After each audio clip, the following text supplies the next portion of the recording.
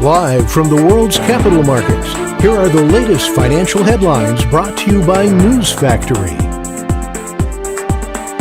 Hello and welcome to Wednesday's financial news. Stay with us for more market headlines.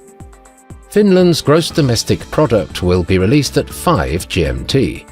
The US EIA crude oil stocks change at 14:30 GMT. The Austrian Producer Price Index at 7 GMT. The US MBA mortgage applications will be released at 11 GMT. Australia's Consumer Price Index at 1:30 GMT. Japan's foreign bond investment at 23:50 GMT. Those were today's major economic events, and now moving on to world financial headlines.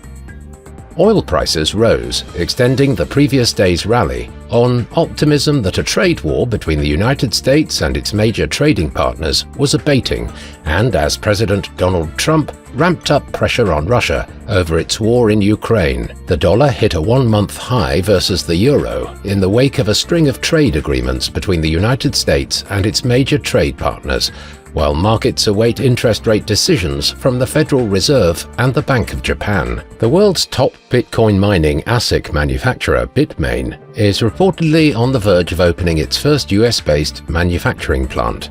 The company also reportedly plans to open a new headquarters in Texas or Florida by the end of the third quarter of 2025. Coming up, the choices from our chief analyst for today.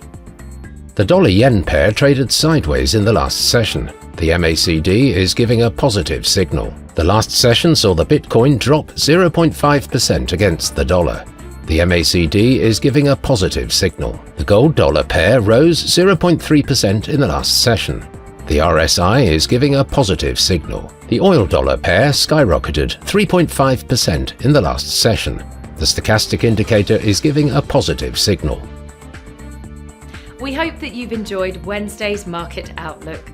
On behalf of all of us here, we wish you a productive trading day.